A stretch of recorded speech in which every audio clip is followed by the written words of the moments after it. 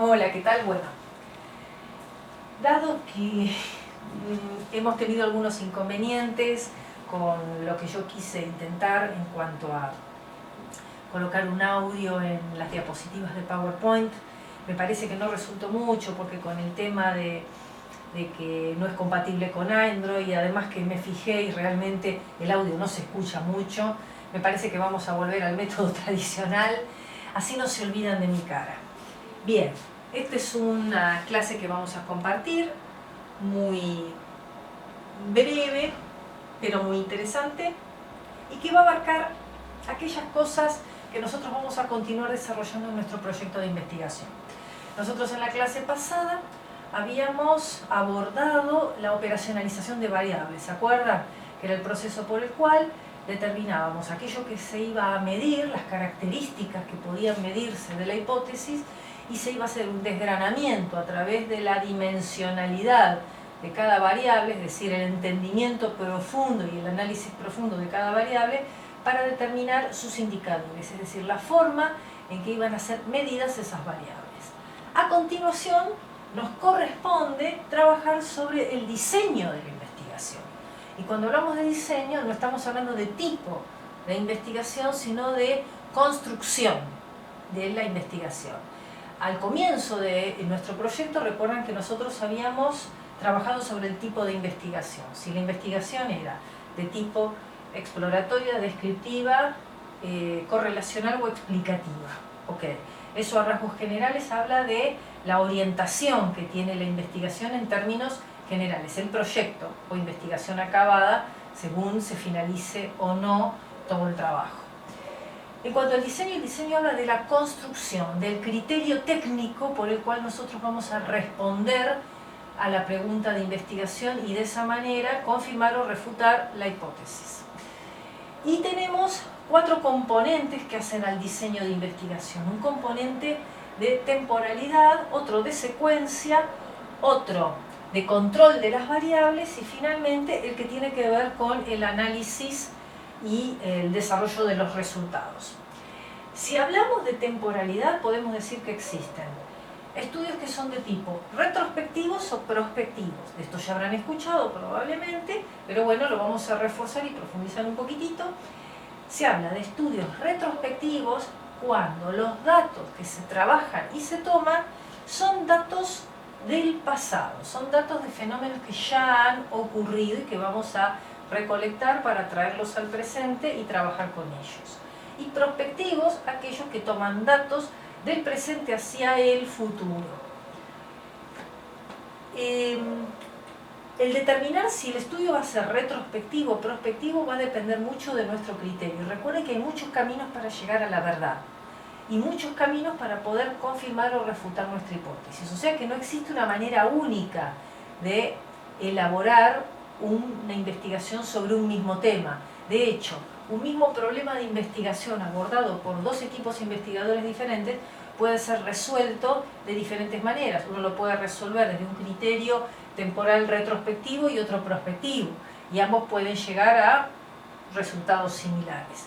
En cuanto a la secuencia, es decir, el periodo de tiempo en el que se va a producir la recolección de los datos, podemos decir que existen estudios de tipo transversales y longitudinales. Si hablamos de transversales, son aquellos que van a tomar los datos en un solo momento en el tiempo. Es lo equivalente, es como si fuera una fotografía, una instantánea. Tomo los datos en un solo momento, en una sola medición. Ahora bien, dentro de lo que es lo transversal, los estudios pueden ser retrospectivos transversales, pero también pueden ser prospectivos transversales, porque va a depender de si yo quiero hacer una única medición en un momento determinado del tiempo. Y puede ser antes o en el pasado o a futuro.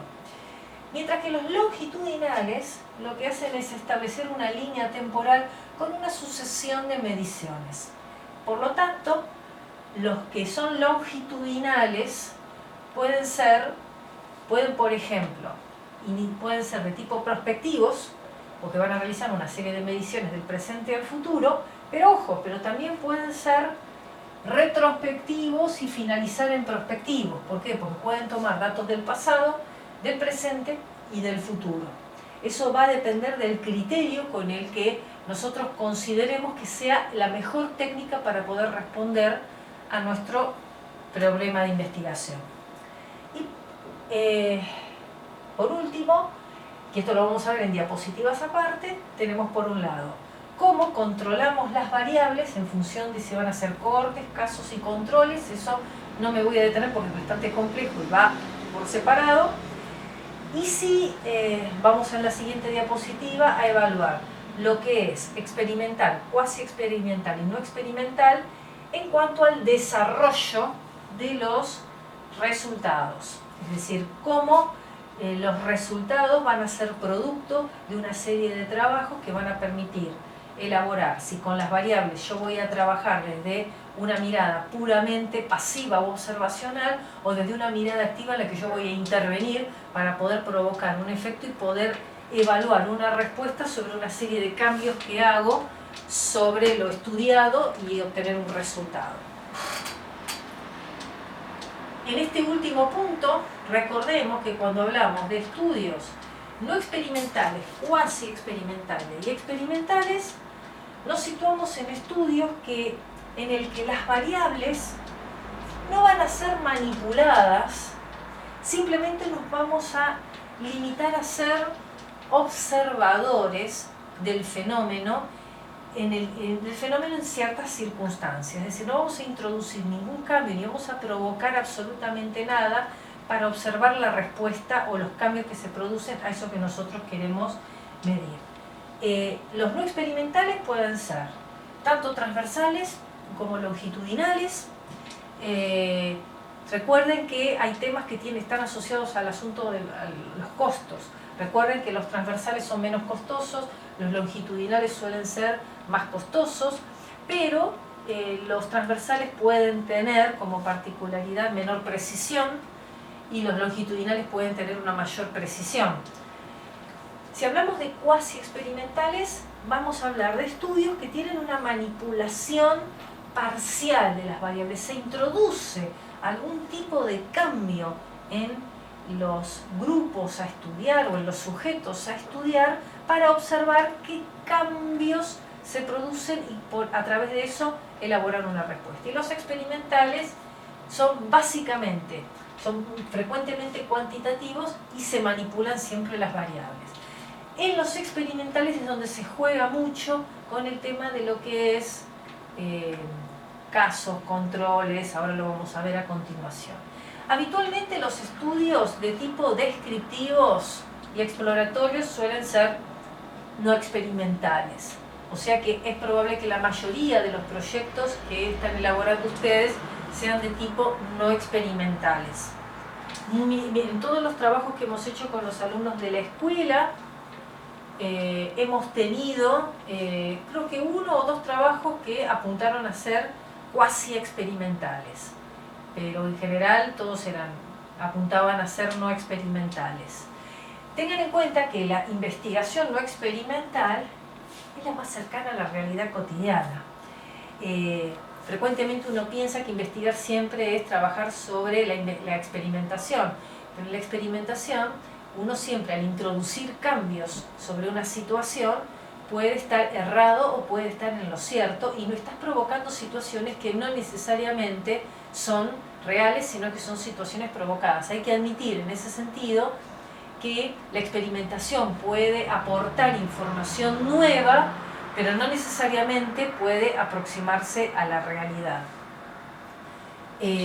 Si bien hay cosas que para ser investigadas necesitan forzosamente de la experimentación, como es aquellas investigaciones que se realizan en el campo de la farmacéutica que justamente requieren del juego de la experimentación sobre las variables para poder aportar conocimientos especiales que hacen a situaciones que no pueden ser recreadas o establecidas en la vida cotidiana.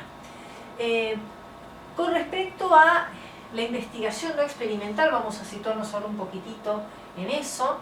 Recuerden que no se manipulan las variables, se basa en situaciones que ya están descritas, que ya están dadas. En general suelen ser de tipo retrospectivas, toman datos del pasado y como tal tienen las características que mencionamos antes. Suelen ser de tipo transversal, o por lo tanto suelen tener menor costo, y eventualmente pueden tener un poquitito más de sesgo.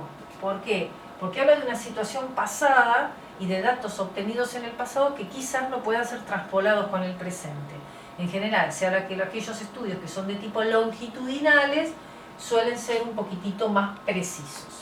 En cuanto a los casos, controles y cohortes, qué lío que tenemos aquí. Los casos, controles y cohortes es la forma en que manipulamos las variables sobre un mismo tema. Acá yo, por ejemplo, en la siguiente diapositiva les puse un ejemplo para que lo puedan ver bien. Sobre un mismo problema de investigación, yo puedo manipular las variables a medir de manera tal que para poder responder lo mismo lo que tengo es diferentes posicionamientos sobre la forma de encarar la respuesta de investigación a través del método. En el caso particular, en el primer caso, valga la redundancia, casos, los sujetos de estudio van a ser observados en función de la presencia de la variable, es decir, lo que yo estoy observando tiene que tener como particularidad lo que yo quiero medir. Si estoy hablando de personas, quiero hacer una investigación sobre sujetos, sobre la depresión en, qué sé yo, en personas internadas, voy a tener que elegir sujetos que manifiesten depresión estando internados. Por dar un ejemplo, estoy tratando de citar ejemplos vagos, ¿no? Pero muy generales. Pero si yo voy a tener que valerme de casos, voy a tener que valerme de sujetos y de variables en experimentación que tengan lo que yo justamente quiero medir.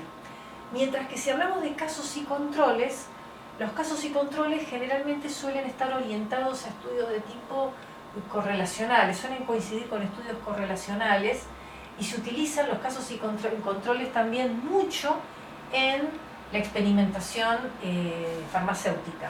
Uy, se me fue para atrás, disculpen. ¿Por qué? Porque en los casos y controles lo que se hace es tener dos grupos, ¿sí? Un grupo de casos y un grupo de control, es decir, un grupo que presenta la variable, o sea, caso, versus un grupo que no presenta la variable. Para poder, estamos hablando de estudios de tipo no experimentales, estamos estudios de tipo observacionales, no experimentales, en donde yo tengo la variable en un grupo y otro que no la tiene. Entonces, a partir de la observación de lo que pasa en uno y pasa en otro, se pueden sacar conclusiones. Todo esto, recuerden que está pensado y que se puede aplicar a cualquier problema de investigación que ustedes tengan en mente. Lo que va a depender es cómo ustedes van a resolver en sus cabezas la problemática de poder responder a la pregunta de investigación. Y por último están las cohortes, ¿sí? Que es otra manera de manipular las variables para poder responder a nuestro problema de investigación, en el que lo que se hace es elegir los sujetos a investigar de acuerdo al grado de exposición a la variable. Eso quiere decir que no tienen el problema que yo voy a estudiar, pero que podrían tenerlo en relación al tiempo, con el tiempo, podría ser. Y acá vamos a ver los ejemplos y creo que con los ejemplos les va a quedar muy clarito. Fíjense, en casos, ¿sí? Se me fue para atrás. Ahí está. Por ejemplo, si estamos hablando de un estudio que lo que quiere es evaluar la evolución de lesiones por presión a partir de un tratamiento con una crema que se le esté colocando a los pacientes, si yo tomo la manipulación de casos, entonces voy a estudiar la evolución de lesiones en pacientes con inmovilidad absoluta según un tipo de tratamiento. Es decir, van a tener las variables de estudio los sujetos. Y sobre eso me voy a situar. No voy a comparar con nada, no voy a mezclarlo con nada ni con nadie. Esto estamos hablando, seguimos, con lo que es estudio de tipo no experimental. Acá yo no estoy introduciendo cambios en ninguna variable. Lo que es investigación experimental no me he metido con eso. Fíjense que me estoy situando en lo no experimental, que frecuentemente la investigación más cercana a la realidad es la que frecuentemente más se realiza en salud a nivel observacional y la que más suele realizar enfermería en sus estudios científicos. En general es poco lo que hace en experimentación, si bien es otra posibilidad que tenemos. Pero bueno, eso lo tenemos que abordar en otra clase. Sigamos. Casos y controles. Para poder responder a nuestra pregunta de investigación, estamos con la misma problemática, pero ¿cómo tratamos de resolverla? La vamos a resolver, por un lado, estudiando la evolución de este problema en pacientes que tienen la variable versus con pacientes que han recibido otro tratamiento. Entonces yo acá voy a tener un estudio de tipo comparativo. Voy a tener un grupo que recibe un tratamiento versus uno que no lo recibe. Acá yo voy a obtener otro tipo de respuestas que van lógicamente a sumar y a enriquecer mi estudio. La tercera posibilidad es el estudio por cohortes, en el cual vamos a tener que situarnos, recuerden, con sujetos que no tienen la variable de estudio, pero que están expuestos a la probabilidad de tener esa particularidad. Entonces, se va a estudiar la aparición y desarrollo de lesiones en pacientes con inmovilidad absoluta, es decir, un componente lo tienen, que al momento del estudio no presentan dichas lesiones. Voy a conservar una particularidad, obviamente, es decir, voy a conservar la variable dependiente y voy a cambiar la independiente. Cambio la variable independiente, la voy a transpolar en pacientes que no tienen la particularidad, que no tienen la variable de estudio, porque lo que voy a hacer es evaluar qué es lo que va a pasar a partir de un determinado tiempo. En cualquiera de los tres casos, las tres posibilidades, yo voy a responder a la misma pregunta de investigación. Lo que pasa es que el abordaje es distinto. Y sepan también que en función del abordaje está el grado de certeza que yo voy a obtener en la respuesta que yo quiero buscar. Así que eso va a depender del equipo investigador. Y bien, una vez resuelto si nosotros vamos a estar frente a un estudio no experimental, cuasi experimental o experimental, una vez que definimos si va a ser retrospectivo, prospectivo, transversal o longitudinal, y si nos vamos a situar en un control de variables, de casos y controles o cohortes, una vez que definimos esas cuatro cosas que hacen al diseño de la investigación, es decir, a cómo yo voy a encarar, ¿cómo les podría decir? ¿Cómo lo voy a encarar desde el punto de vista conceptual, la elaboración y la llegada a la respuesta de lo que yo me estoy preguntando? Voy a tener que definir la muestra, voy a tener que definir sobre qué voy a estudiar y cuáles van a ser los sujetos de estudio. Recuerden que población hace mención, universo, poblaciones son sinónimos, y hace mención a la totalidad representativa de los sujetos que yo quiero reflejar en mi estudio. Pero nunca se puede estudiar la totalidad de una población, es imposible. Yo siempre me voy a tener que situar en una muestra pequeña que debe ser, por sobre todas las cosas, representativa. ¿Esto qué quiere decir? Que cuando la muestra es demasiado pequeña o carece de características que la hacen representativa en relación a todo el universo de población, la investigación se nos cae a pedazos. O sea que la investigación no sirve absolutamente para nada. Entonces, tengan en cuenta siempre que cuando ustedes el día de mañana lean una investigación, un artículo científico sobre una investigación que les interesa, sitúense, lean analíticamente, que para eso está esta materia no está solamente para que ustedes puedan construir un proyecto de investigación científico, serio y con rigor académico, sino también está para que ustedes tengan la capacidad el día de mañana de leer un estudio científico y poder entenderlo y además cuestionarlo y cuestionarse los métodos de medición o cómo se ha encarado. Y van a descubrir un montón de cosas.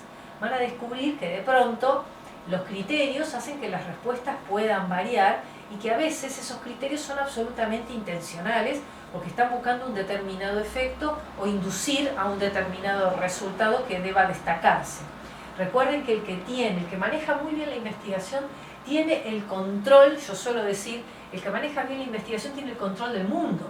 ¿Saben por qué? Porque a través de la investigación es la información que se maneja y es la información que se transmite, que va y viene y se recibe. Y sobre eso nosotros construimos criterios y tomamos decisiones, no es chiste, y decisiones que a veces son absolutamente trascendentes a la vida de las personas. Entonces, la muestra tiene que ser representativa, y para que sea representativa tiene que tener un número proporcional y tiene que además reunir todas las características que hacen a la población en términos generales.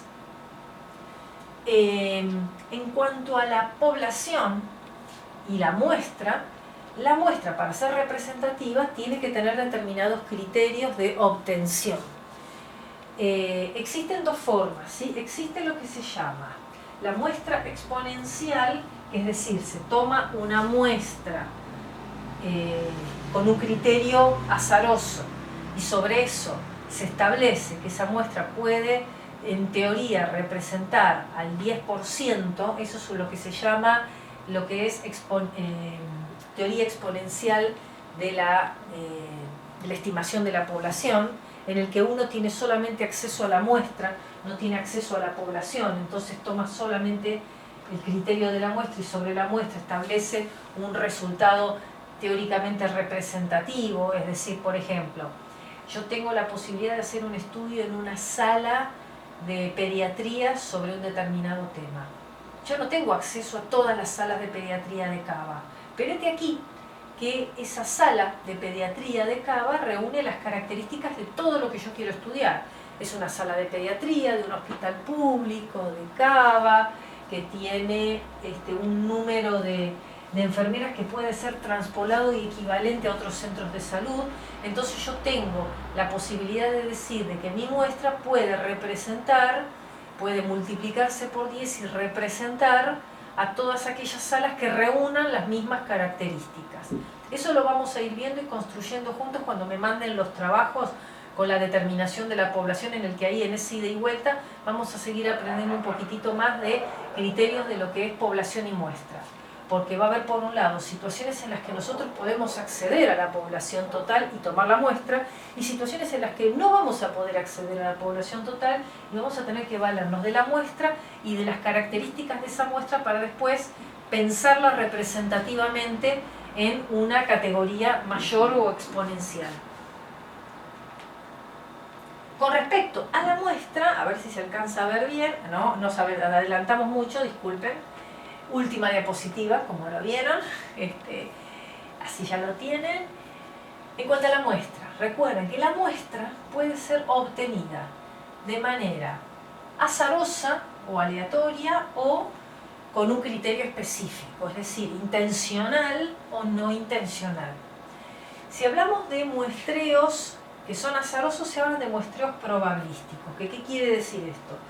Que todos los sujetos de la muestra tenían, al momento de ser seleccionados, la misma probabilidad de ser seleccionados. Mientras que en los muestreos no probabilísticos, los sujetos van a responder a una intencionalidad o a una planificación previa.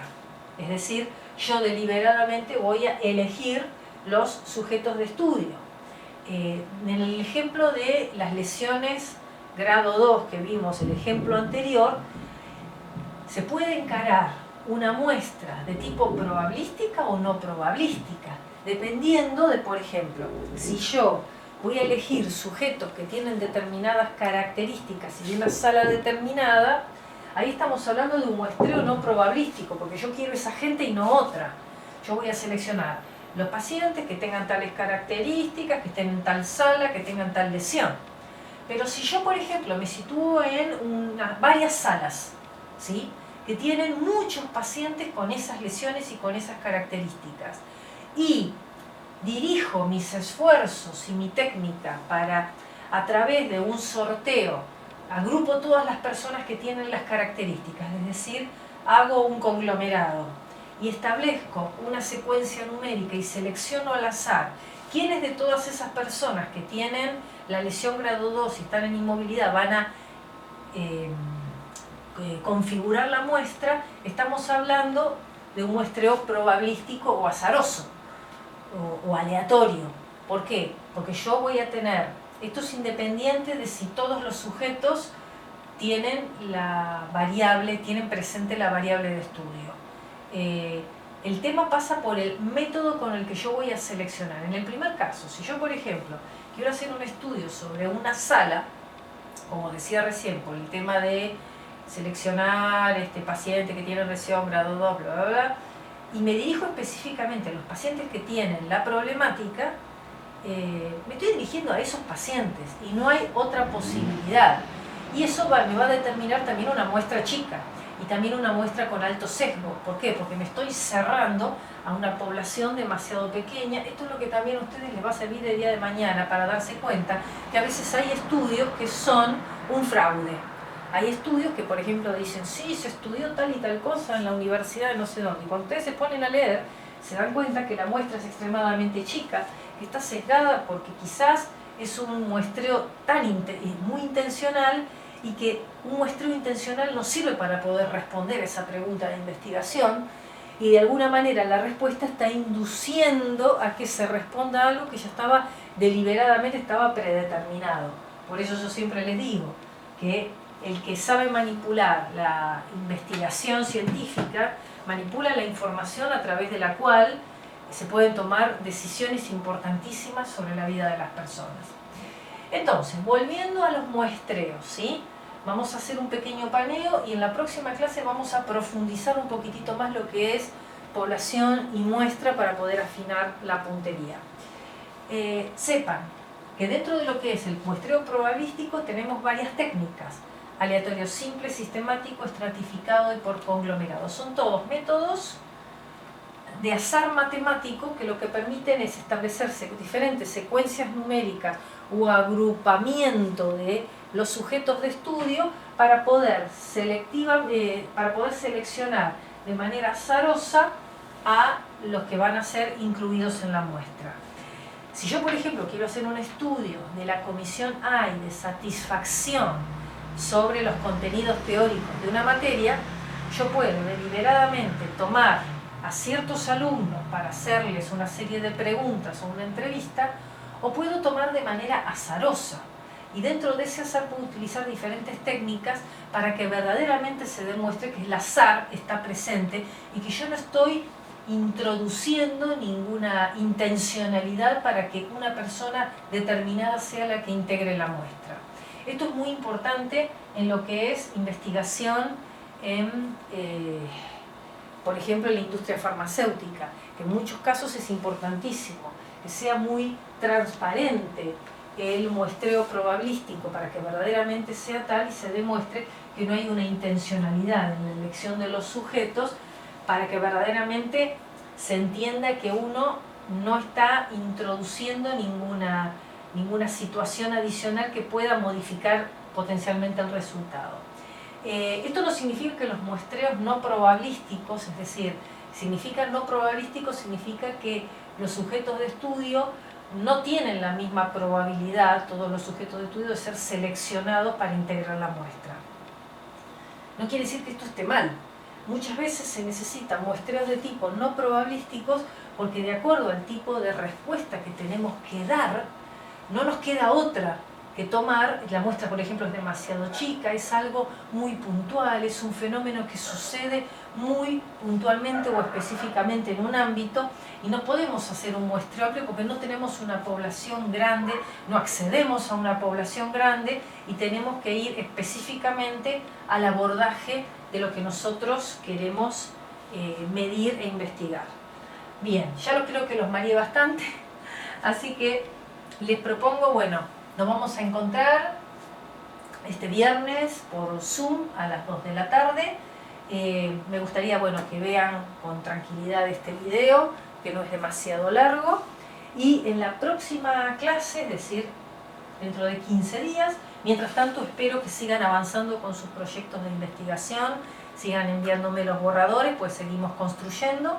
Vamos a construir hasta el instrumento de medición, pero con la precisión que este trabajo requiere, es decir, acercándonos lo más posible, aproximándonos lo más posible a lo que es una tesina. Y en 2 semanas vamos a profundizar un poquitito más lo que es muestreo y población para que se entienda mejor, para después poder seguir avanzando hacia los criterios de inclusión, exclusión, y poder elaborarlos con la mayor prolijidad posible. Así que bueno, ahora sí vamos a desestimar el PowerPoint con audio y nos vemos el viernes.